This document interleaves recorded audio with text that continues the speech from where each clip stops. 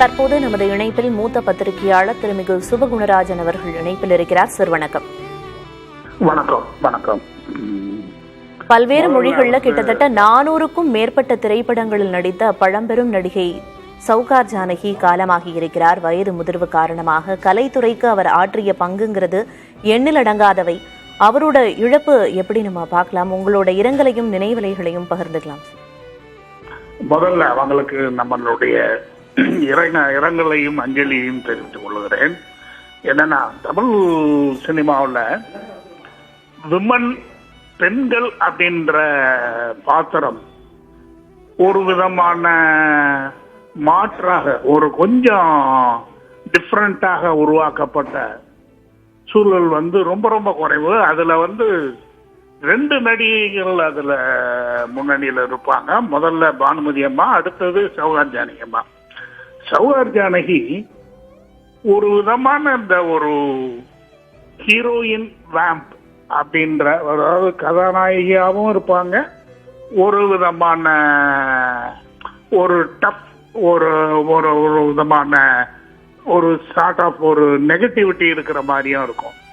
அவங்க ஒரு மாதிரி தமிழ் சினிமாவில் அவங்களுக்குன்னு ஒரு தனித்துவமான இடத்த உருவாக்கிக்கிட்ட நடிகை அவங்க சொல்ல போனாக்க ரொம்ப தொடக்கத்துல இருந்து இந்த இந்த பேட்டர்ன் இருக்கு பார்த்தீங்கன்னா, ஒரு நாயகியும் வில்லத்தனமும் கலந்த ஒரு பாத்திரம்ன்றத அவங்க நிறைய ரொம்ப பிரமாதமா பெர்ஃபார்ம் பண்ணியிருக்காங்க. நிறைய படம், புதிய பறவை இது மாதிரி அந்த அந்த காலத்துல இருந்து பின்னாடி ஒரு டஃப் மன் அப்படின்றது பாலச்சந்தர் சார் படத்துல இரு கோடுகள் மாதிரி இதுல எல்லாம் ஒரு கலெக்டர், ஒரு மெஜஸ்டிக்கான ஆளா எப்படி வரணும் அப்படின்றது, அது மாதிரி ஒரு ஒரு என்னன்னா ஒரு ஒரு கன்சமேட் பெர்ஃபார்மன்ஸ் ஒரு மாதிரி அவங்க ஒரு ஒரு ரொம்ப ஏதோ அவங்கள நம்ம பார்த்தோம்னாலே ஒரு எப்படி ஒரு சாதாரண ஒரு நாயகி ஒரு அந்த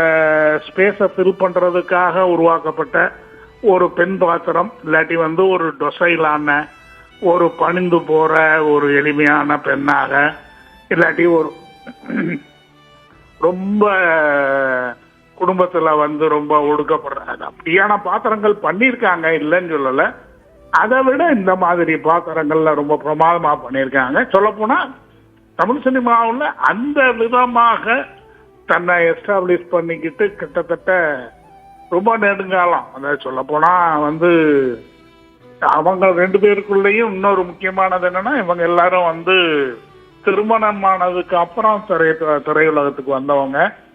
திரையுலகத்துல ரொம்ப பெரிய உயரங்களை சௌகார் ஜானகி எட்டலைன்னாலும், ஆனா ரொம்ப மதிக்கத்தக்க பெரிய ஆளுமையா ரொம்ப வெகுகாலம் பல விதமான வெரைட்டிஸ் பண்ணியிருக்காங்க. ஆக்சுவலா சொல்ல போனா கொஞ்சம் ஹியூமர் கூட அவங்களுக்கு ரொம்ப நல்லா வரும். பின்னாடி எல்லாம் கொஞ்சம் ஒரு மாதிரி பாலச்சந்தர் சார் படத்திலேயே எதிர்நீச்சல் மாதிரி இதுல எல்லாம் ஒரு மாதிரி ஒரு நகைச்சுவையான ஒரு பாத்திரங்களையும் அவங்களால பண்ண முடியும்.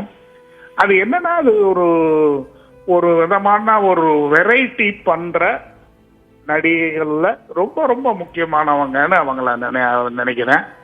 அவங்க உண்மையாவே அவங்களுடைய சொன்ன மாதிரி 4 மொழியிலையும் நடிச்சிருக்காங்க.